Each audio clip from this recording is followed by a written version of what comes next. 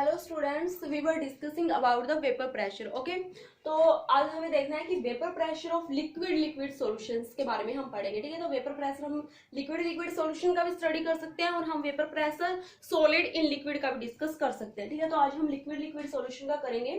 तो इसका मतलब क्या हुआ कि जो हमारा सोल्यूट है वो भी हमारा क्या है, लिक्विड है, और जो हमारा सोलवेंट है वो भी क्या है, लिक्विड है।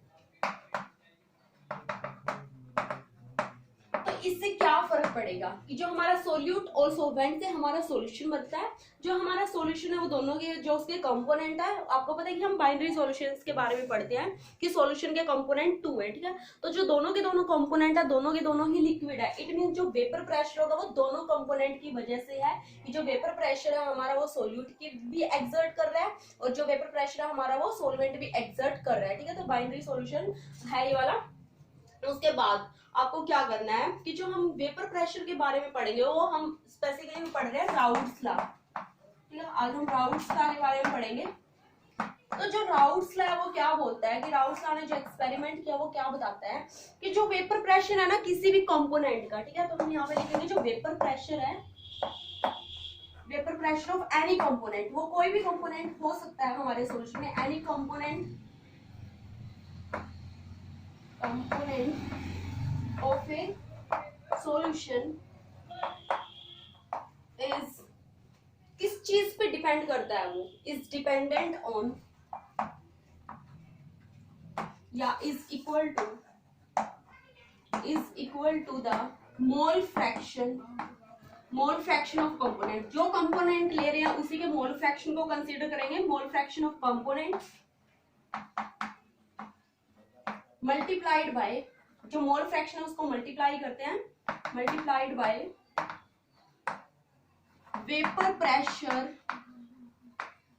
उसी कंपोनेंट का वेपर प्रेशर लेना, vapour pressure of that component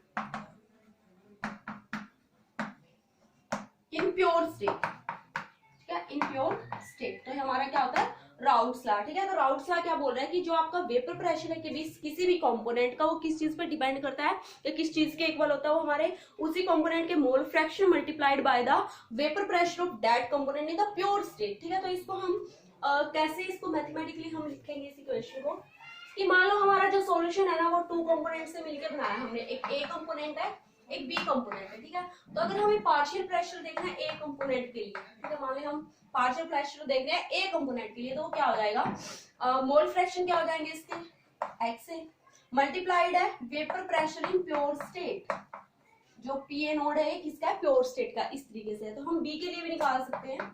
B के लिए आप कैसे निकालोगे, मोल फ्रैक्शन हो जाएगा बी का और vapour pressure in pure state हो जाएगा बी का। तो आप इस तरीके से निकाल सकते हो। अब इसका स्क्रीनशॉट ले सकते हो, डेफिनेशन में साफ कर दूं। उसके बाद आप क्या कर सकते हो, अगर आपको टोटल वेपर प्रेशर निकालना है, ठीक है, आपको पी टोटल निकालना है, तो पी टोटल आपका कैसे निकलेगा, कंपोनेंट पता है आपके 2 कंपोनेंट है तो आप इनको जोड़ दोगे दोनों के लिए, P A plus P B. यहां से आप इसकी वैल्यू पुट करोगे X A into P A node plus में X B into P B naught. आप क्या करोगे, जो मोल फ्रैक्शन आपको पता है X A plus X B की वैल्यू हमारी क्या है, 1 है, तो हम इसको या तो एक्स ए की टर्म में ले आएंगे एक्स बी की टर्म में ले आएंगे। ठीक है, तो आप इसको क्या करोगे, मान लो एक्स ए को हम एक्स बी की टर्म में लेके आ रहे हैं, तो आप क्या लिख सकते हो, एक्स ए की जगह पे क्या लिख सकते हो, 1 माइनस एक्स बी। तो एक्स ए की जगह पे आप ये वैल्यू पुट कर सकते हो, 1 minus X B into P A node plus में X B into P B node. अब कैसे कर सकते हो, आप इसको मल्टीप्लाई करोगे यहाँ से, P A nought minus X B P A node plus X B P B node. अब यहाँ से क्या चीज कॉमन निकल सकता है, एक्स बी कॉमन निकल सकता है, पी ए नोड माइनस, यहाँ से अगर एक्स बी कॉमन निकाला हमने तो क्या बन जाएगा हमारा, यहाँ से पी ए, उसके बाद आपका क्या आ जाएगा, अंदर माइनस माइनस माइनस करके प्लस ही आएगा, तो यहाँ से पी बी नोड। ठीक है, तो आपका ये क्या आ गया, पी टोटल, जो ये वैल्यू है किसके लिए है, P total, P total pressure है। तो इसको आप इस तरीके से इस डेरिवेशन को कर सकते हो। अब इसका हम ग्राफिकली इसको रिप्रेजेंट कर देते हैं कि कैसे हम ग्राफ बनाएंगे इसका।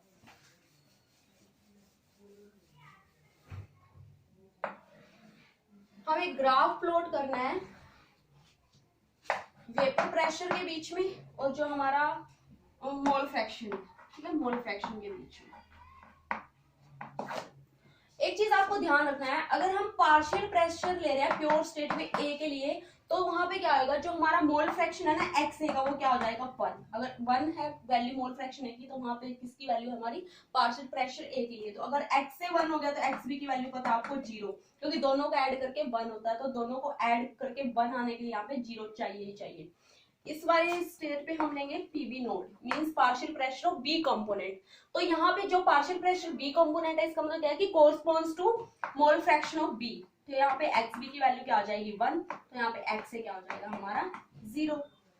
अब इसका जो लाइन बनेगा ना, आपने पर देखा है कि जो हमारा पार्शियल प्रेशर है वो लीनियरली वैरी करता है किसके साथ, मोल फ्रैक्शन के साथ। तो हम इसका ग्राफ इस तरीके से बनाएंगे, क्योंकि यहाँ पे आगे जो इसकी वैल्यू है ना एक्स ए की वैल्यू यहाँ पे क्या है 0 है, इसलिए इसके लिए जो हमारा ग्राफ बनेगा वो इस तरीके से बनेगा।